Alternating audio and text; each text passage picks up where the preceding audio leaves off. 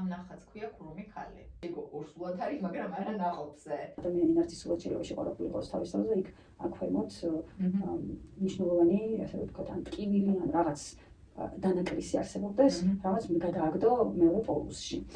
შენი ახსნები, აი ან დამატება რო არ მჭირდება, არაფრის ისეხსნი ხოლმე. იცი რომ ეს ნახატი შენი ფავორიტი ნახატი არ არის. არა. აქ არის ეხლა წრეები, დროის მობალი. დროის მობალი. ეს დრო არის საკუთარი გონით, ანუ ამ დროს აქ გონი.